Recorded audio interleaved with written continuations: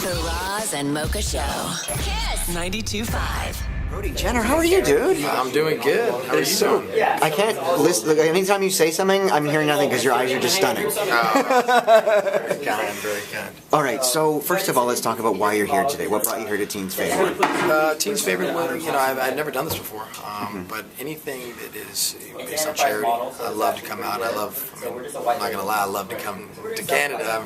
Toronto is one of my favorite places on earth, and especially when it's for charity and doing good and giving back, I'm always there. I'm always a supporter. So. Now, about the Kardashian show, Gaming About the Kardashians, how much is that is scripted, how much is that is real? It's, my portion of it is real.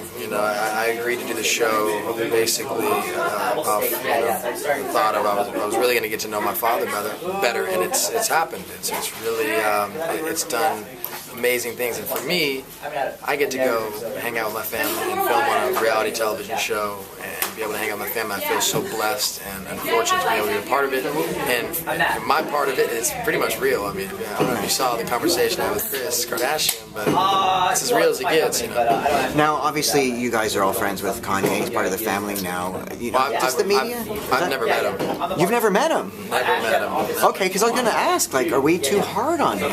With his outbursts and stuff, but you've never met him, so you don't even know. I don't know. I don't know him personally, so I've never met him.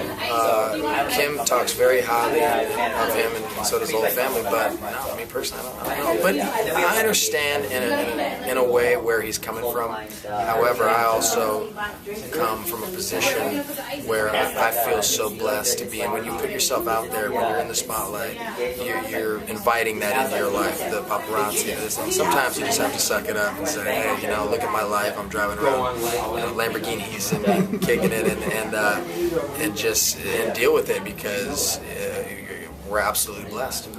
What would your life be like without reality TV? I would be living on an island out in the middle of Indonesia, just chilling, surfing, man. At the end of the day, the most important things in life are family and doing things that make you happy, whether it be, to me, it's not materialistic items. It's not money. Money, obviously, is something that, I love to travel. So when I make money, I do it because I like to travel the world. And every penny I make, I just spend it on that, just getting out and seeing other parts of the world, a lot of it being third world countries, seeing what else is out there and making sure you have that respect and understand how grateful and fortunate you are to be living in, Canada, LA, just and have family, and it just... I feel very blessed. But do you feel that you have to act a certain way with the spotlight on you? No matter where you go, the spotlight's on you. You can't pick your nose. No, but it's not. And life is what you make of it. And for me, I tune it out. I just try to be the best person I can be and live my life. I try to tune it out. But also remember, how fortunate, not take anything for granted. Yeah. Now, I have to ask you this, because I follow you on Instagram because, your shirtless pictures, come on. And by the way, first off, I hope the shoulder is okay. You hurt yourself? Shoulder's doing all right, yeah, I did, but I had an amazing time doing it, I pulled into one of the biggest barrels I've ever had in my life, and to me, I was living at that moment, and sometimes you either come out of it unscathed, and sometimes you don't, and I had a little injury, but it's no big deal. How are you affording all of these trips and stuff? Because I travel once a year, and I'm in so much debt, yo. How are you affording all this stuff? Work.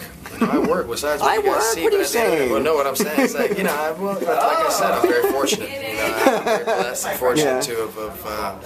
I've been working really hard since I was 20 years old. And not a lot of people know this about me, but I've been constantly hustling since I was 20. All they see is what they watch on reality television. But you have to understand that is a job. That you have to be there. You have to be.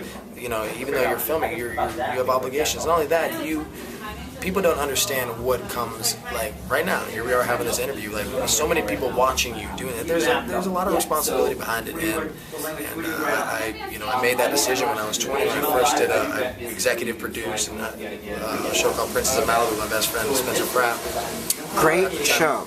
Thank you very much. I appreciate it. Yeah, so but I created that. I picked up a camera for about a year and a half of my life and put together all that footage. Made David come out and yell at me for doing stuff, and we worked hard to do that. And that is a job. I think that people are extra critical on me because of who my parents are, because my dad is Brody Jenner, and because my sisters are the Kardashians. I think that people automatically think that everything was handed to me, and that's absolutely not the case. I go out there and I work very hard, and I don't care whether people recognize it or not. I live my life. So well spoken. Let's end on this. I want to ask you this question here. When your whole family is in the public eye, do you ever open a magazine or read something on social media and decide I should give that person in the family a call and tell them, why are you saying that, or settle down, or come on, you're ruining my image too? Like, do you ever have to pick up the phone and tell them something? No, I try to stay out of it as much as possible, obviously, but if it's, for instance, we'll just go ahead and say Lamar, somebody like that, and what's happening in the public, and I feel for him so much, and I send him a text, and I said, I'm here for you no matter what. I don't even know if it's true, anything you read, you never really know if it's true or not. But you always want to make sure that if you read something like that, you let that person know that you're there for them, you're looking out for them, and if they need you, to reach out. But just let them know without butting into their lives and saying, this is what you need to do. Just let them know that when they're ready to get the help, or if not, just you're there for them. Speaking of that, you texted him, but did you text, your sister? Of course. Chloe, but I think that they're a very strong couple. I think whatever happens, happens. The main concern is, which I don't even know if it's true. Who knows with the whole, but main concern is that he is going to come out of this all good, and same for Chloe. Chloe's very strong. I think everybody knows that. Chloe can handle her own. I texted her. I texted the whole family. It's not just her; it's the entire family that's affected by that. And but I'm used to that whole, Us Weekly, OK, In Touch, Star kind of. You never know what's real, what's fake. And you just want to make sure you're there for those type of people. But you don't want to overstep your boundaries. We need more of you in this world. Appreciate that. By the way, keep the scruff. It looks good. Keep the scruffs like that look. With those baby eyes and the scruff. This is the look, man. Yeah, man. So good to see you again. So good to see you.